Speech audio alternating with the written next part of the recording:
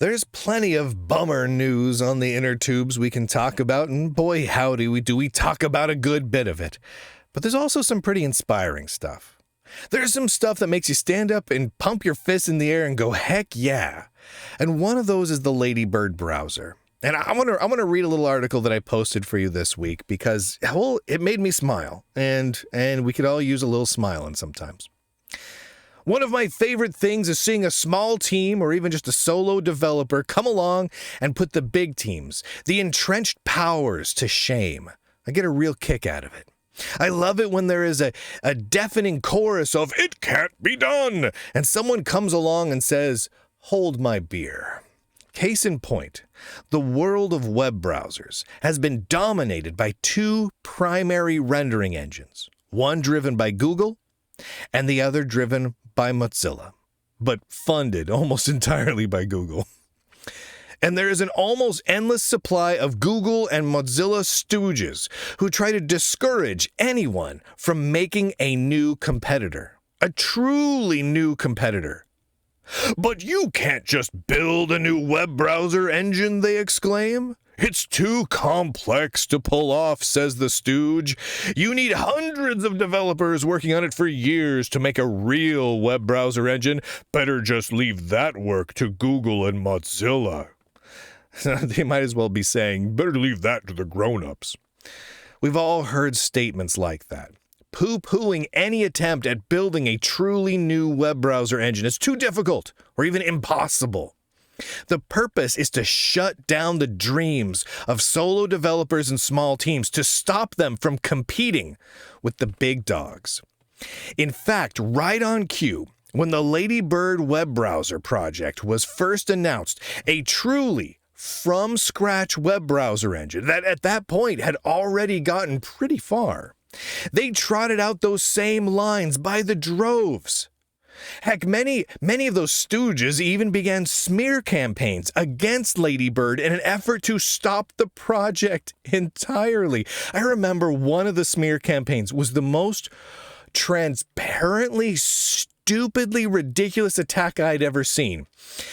I believe it was some random a Mozilla apologist accused the developer of Ladybird of supporting human trafficking.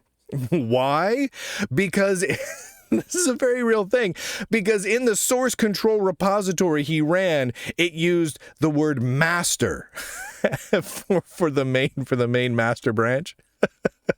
Therefore, obviously, the developer was a human trafficker. It's the most insane attack you could possibly. It's so far-fetched and ludicrous. But that didn't stop them. I mean, they threw everything they could at Ladybird. They wanted to defame it. They wanted to demoralize them. They wanted to stop them. But Ladybird did not stop.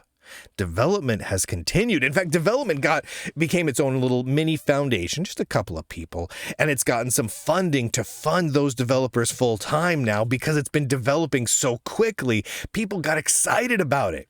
And it's moved forward, and oh my goodness, the progress has been amazing. Now, allow me to share with you a small selection of screenshots showing off the state of Ladybird, posted by the developer who started the project, and which prove that a web browser engine can absolutely be built by a small team. Those of you listening to the audio podcast, use your imagination, or I'll put a link to the article where you can look at the screenshots wherever you're getting the show. Now, it may be challenging to pull all this off, but it can be done. Take a look and tell me if you're not deeply impressed. The first picture. This is a tweet by Andreas Kling, the main developer behind Ladybird. He says, playing Cut the Rope HTML version in Ladybird browser. I remember being very impressed when this came out back in 2012. It felt like the web was finally going to fill the shoes of Adobe Flash. Getting it to run in our browser 13 years later, I'm once again impressed, but this time by our team for making it not only run, but run well. And yeah, you can load up Ladybird right now and play the fully HTML version of Cut the Rope. It looks great. Here's the thing. That is the full Cut the Rope game. Fully playable in the Ladybird web browser. And now we're not talking about HTML table layouts here. We're not talking about some href and blink tags, right? This represents a huge collection of different web technologies, all developed from scratch and all working to an amazing degree. Web-based gaming, web-based HTML5 gaming inside of Ladybird is becoming very functional. So much so that lots of games are working. Here's a screenshot of Compile Engine running, Compiler Explorer. So you got a wide variety of web IDEs are up and working within Ladybird. Here's another one from Andreas. Lately, I'm using Discord in Ladybird browser more and more to test it and find things to fix. It's basically usable, but a little glitchy now if you don't need audio and video calls. Really cool how far we've come. And he posts a screenshot of a very good looking, very good looking Discord. It looks good.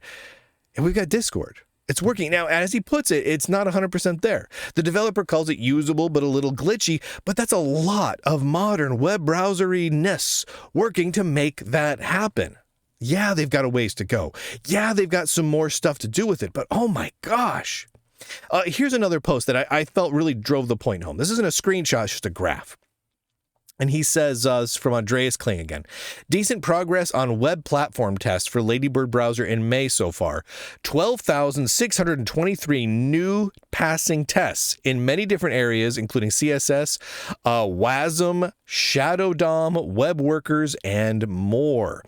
If you look at that, and if you look at where Ladybird is on that graph of passing web platform tests, it's really, really getting up there. This showcases the rapid speed of development. In the span of 2 weeks, Ladybird added over 12,000 new passing web platform tests. And you'll note that Ladybird is quickly catching up to Firefox. It's not very far off at all. It's not there yet. But at the current rate, we may have a usable Ladybird for most daily browser uses before you even know it.